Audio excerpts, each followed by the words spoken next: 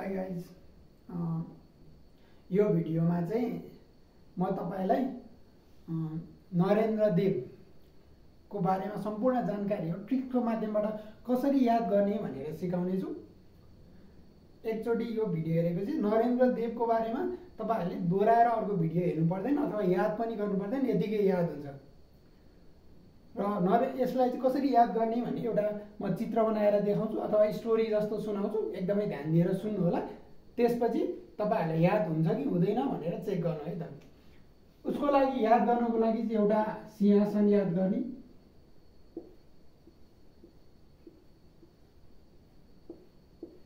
जहाँ चाहिँ नरेन्द्र भन्ने मान्छे बसेको छ अथवा नरेन्द्र मोदी भनेर याद गरौँ।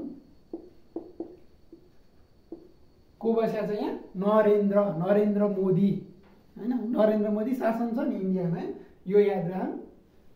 कहाँ बसेको छ? सिंहासनमा। कहाँ बसेको छ रे? सिंहासनमा बसेको छ। अब हामीलाई नरेन्द्र मोदी अहिले इन्डियाको सिंहासनमा बसेको छ अथवा शासनमा बसेको छ, यति याद गर्न सजिलो भयो नि भयो। अनि उसको अनुहार चाहिँ कस्तो छ? रातो छ। अनुहार कस्तो छ? म नरेन्द्र मोदीको रातो रातो छ हैन, रातो पिरो हैन, बलियो छ। अब ऊ के गरेछ? अर्को भोटो लगाएर बसेको छ। कसरी बसेको छ रे? भोटो लगाएर बसेको छ।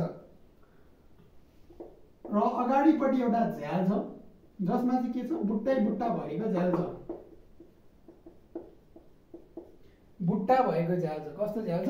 बुट्टा भएको झ्याल छ। नरेन्द्र मोदी कस्तो खालको छ? भद्र खालको छ, एकदमै राम्रो भद्र खालको छ। तर नरेन्द्र मोदीले के गरिरहेछ? शासन चाहिँ दौड शासन चलाएको भनेर आरोप लाग्ने गर्छ। दौड शासन चलाएको भनेर पनि उसलाई के गर्ने गर्छ? आरोप लाग्ने गर्छ। यदि याद भइसकेपछि अब नरेन्द्र देवको बारेमा तपाईलाई धेरै कुरा याद हुन्छ। ल कसरी? यहाँ हेर्नुहोस् है, सिंहासन शब्दको प्रयोग कसले गरेको? नरेन्द्र देवले।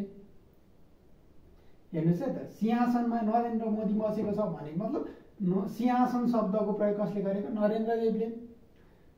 अनि यहाँ झ्याल छ, ए सरी त्योभन्दा पहिला यो भनौँ, अनुहार कस्तो छ? रातो। रातो मछिन्द्रनाथको जात्रा कसले सुरुवात गरेको? नरेन्द्र देवले। भोटो लगाएर बसेको छ। यसबाट दुईटा इन्फर्मेसन आउँछ, एउटा भोटो जात्रा, अर्को भोटसँगको व्यापार। दुईटा कुरा है।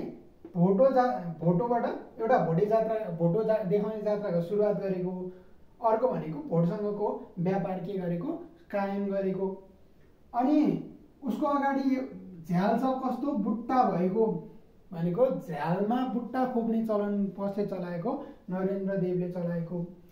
उनी के छन्? भद्र छन्। यसबाट के याद गर्न सक्छौँ भन्दाखेरि भद्रादिवासको निर्माण चाहिँ कसले गरेको? नरेन्द्र देवले गरेको भनेर याद गर्न सक्छौँ।